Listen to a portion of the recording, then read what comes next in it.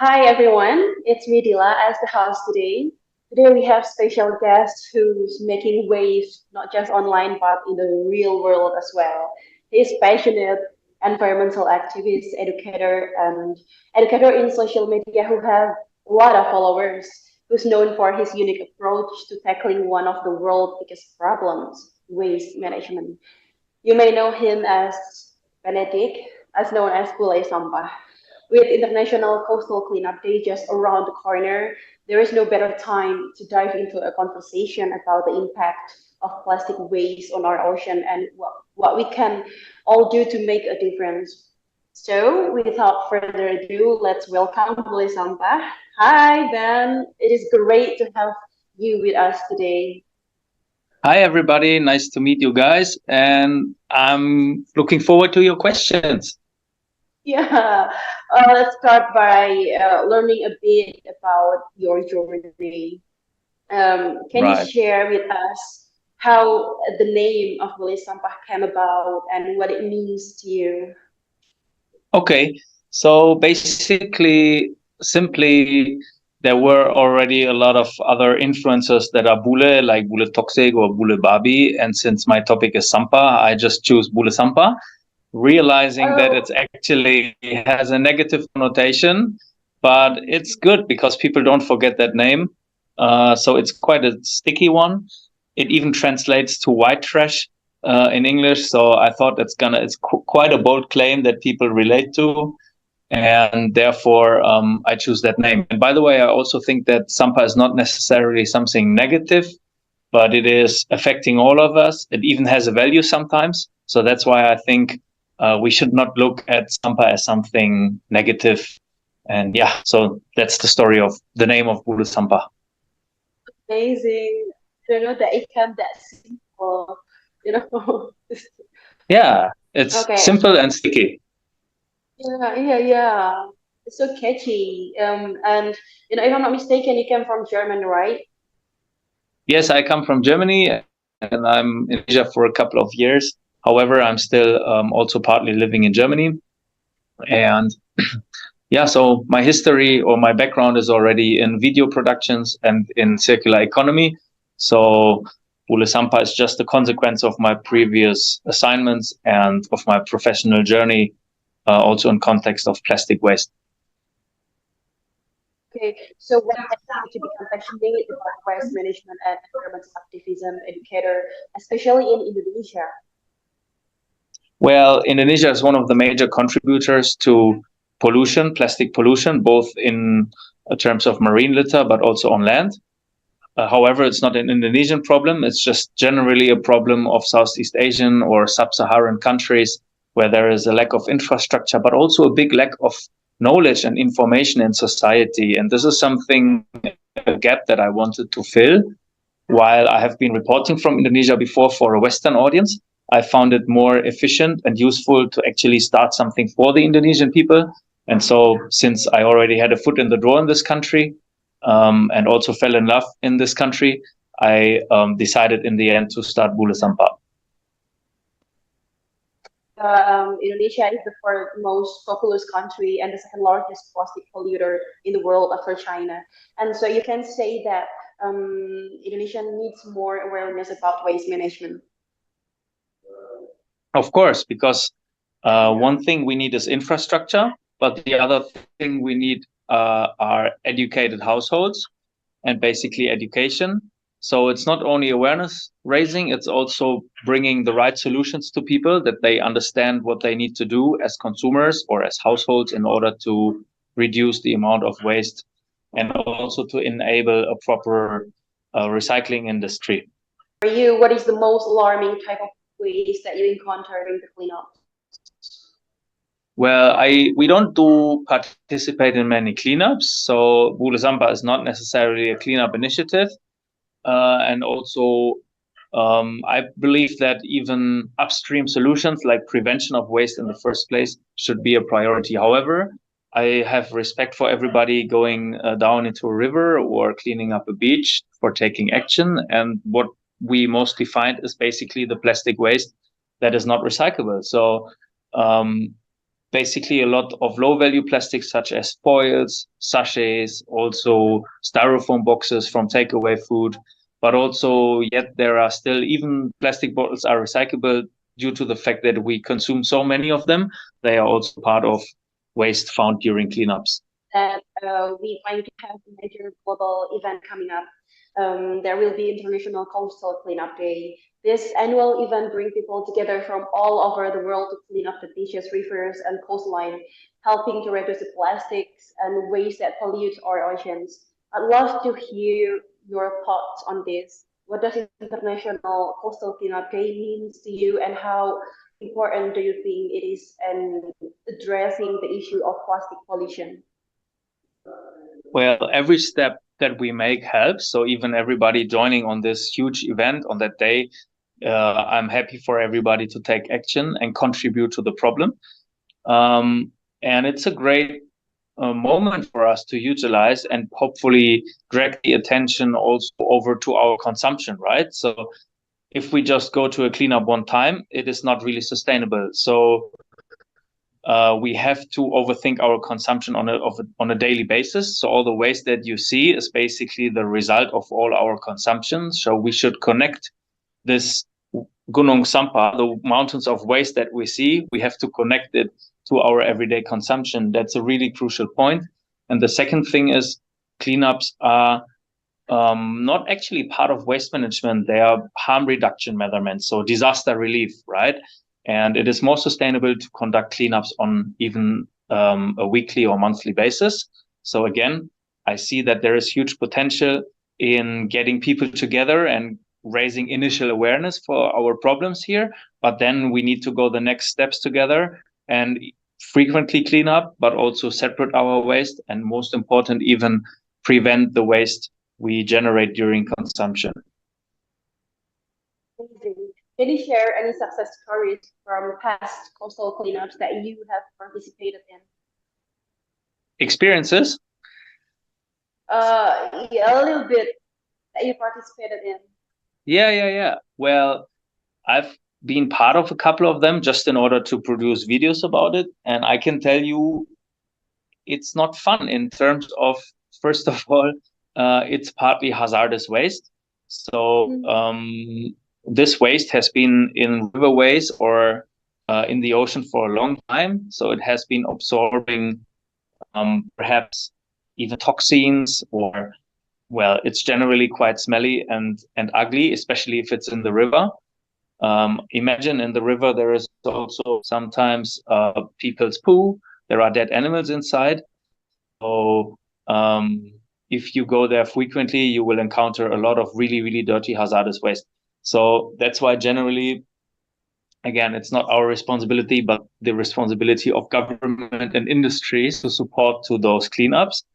And yeah, so everybody taking part on a private basis, so to say, I have really big respect because it's quite a tough thing to do.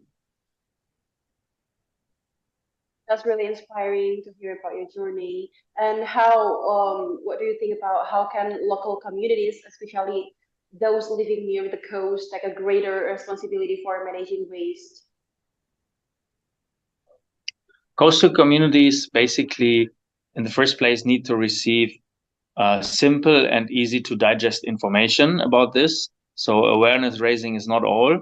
People also need to understand what they can do as consumers, especially if they have, if they come from low income households in low infrastructure regions. There are still things they can do. And yet in these areas also the infrastructure has to be scaled up. So simply saying sometimes there is not even a waste truck coming, and we have to somehow get to the point that we manage the waste all across 17,000 islands in Indonesia, which is quite a burden in terms of logistics.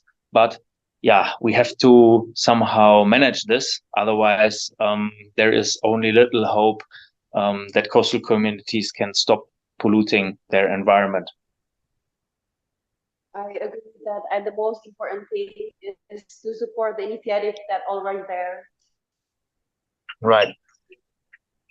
hmm And what role do you think government and local authorities should play in improving waste management practice?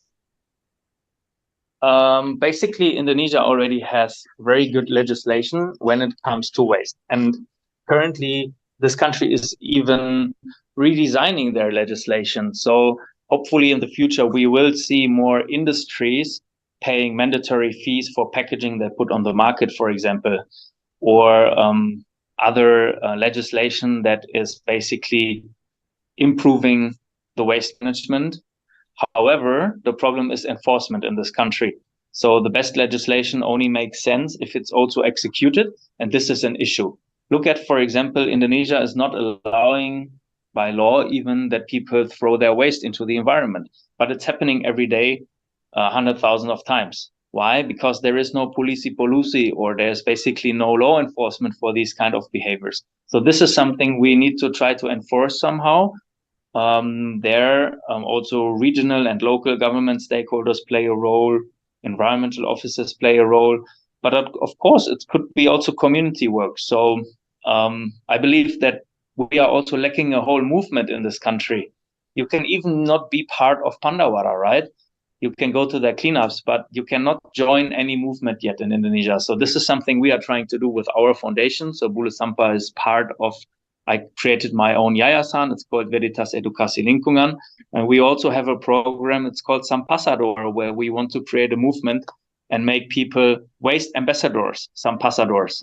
So this is something apart from what the government can do, I think based on civility, might even play a bigger role in order to mitigate plastic pollution. That's so interesting and inspiring to hear about your journey and the incredible impact that you have had on raising awareness about waste management. And how do you think education play a role in long-term waste management solutions, particularly for future generations? Education is the key to solve this problem. Yet it is the it is completely underrepresented. So what everybody is doing is trying to clean something up or trying to collect some more waste, but you have to stop the problem at the source, and this is only happening through informed and empowered consumers. This is why we need to prioritize education, and hopefully we find also a way to finance this education, because look at me, for example, currently we don't receive any structural funding for what we're doing. So education is the most important thing, maybe the challenging thing, more difficult, and unfortunately also nobody wants to pay for it at the moment. I agree with that. That sucks, right? Yeah, I know. Yeah, and you as a educator in social media with a huge followers, how have you noticed any change in behavior of the behavior or awareness from your followers regarding waste and recycling after following your content? Of course, because we measure the awareness also, or measure the impact. There is a questionnaire you can find on the link tree of Bulu Sampa. You can take part.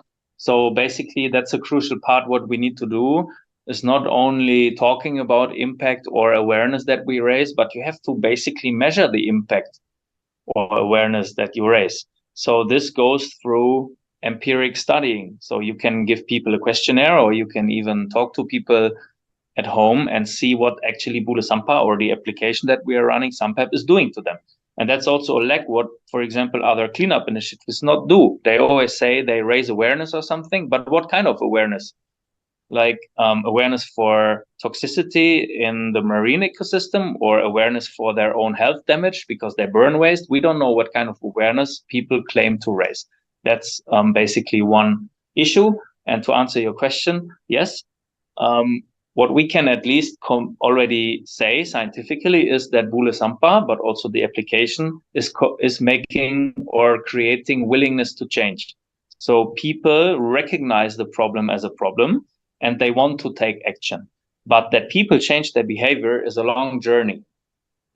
So there we are still in an early stage, and we probably need some more years to strategically educate people and measure then the impact until we can say that really people change their behavior based on education they have received. Amazing that you and for people in Indonesia. Um, we move to the next question. So this is basic for someone who wants to get involved in cleanups or waste management. Where should they start? People that want to get involved in cleanups, well, yeah, Yeah, or doing waste management.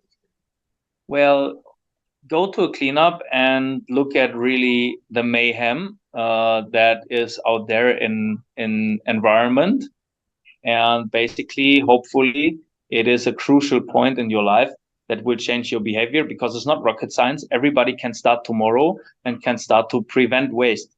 This means that you basically, for example, refill your bottles, or you can use refillable, reusable packages instead of single-use packages. This would already make a big difference.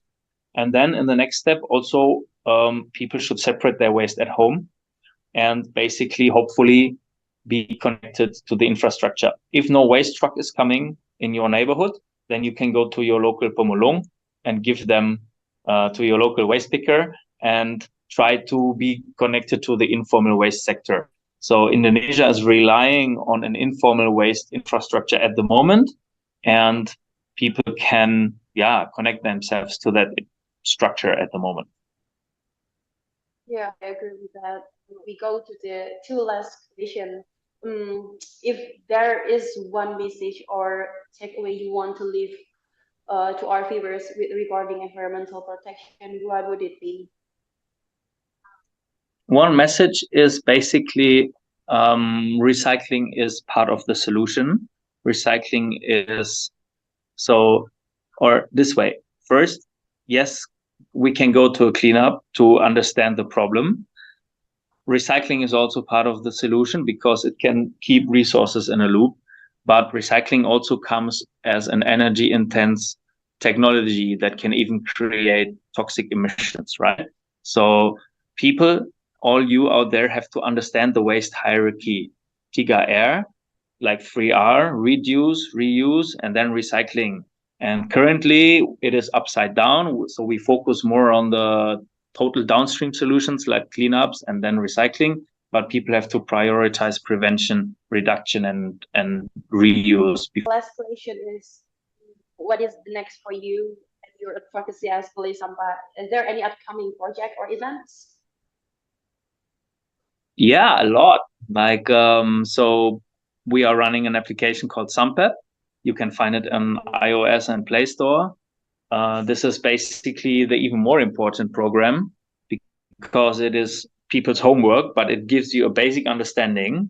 So watching Bule Sampa is more awareness raising, but really understanding the solutions, you need this app. Yet we are doing a lot of events, not so much cleanups, but a lot of workshops, keynotes, talking in front of students and school kids in order to basically promote 3R, 3R. And so, yeah, this is what constantly is my daily work here in this country. Not so much from an activist perspective, but really truly trying to bring information and knowledge into the society. I agree with that. Well, what an insightful conversation. Thank you so much, Ben, or Gule Sampah, for sharing your patient knowledge and practical tips on how we can all play a part in tackling waste and protecting our environment. And as we discussed today, the International Coastal Cleanup Day is just around the corner, and it's a perfect opportunity for us to step up, get involved, and make a real difference in our communities and oceans. Remember, every That's small action true. counts. Yeah, um, every small action counts, whether it is reducing plastic use, recycling, or joining a local cleanup. Once again, thank you so much, Felisama, for being with us today and for your continued dedication to this crucial cause. And to our audience, let's all take action and be part of the solution to keep our planet clean and thriving. Thanks very much, everybody, and please continue to follow and watch our content. There are many more exciting things coming up, including collaboration with Prevented Ocean Plastics. And yep, might see you at at a cleanup the other day. Thanks for listening. Thank you so much.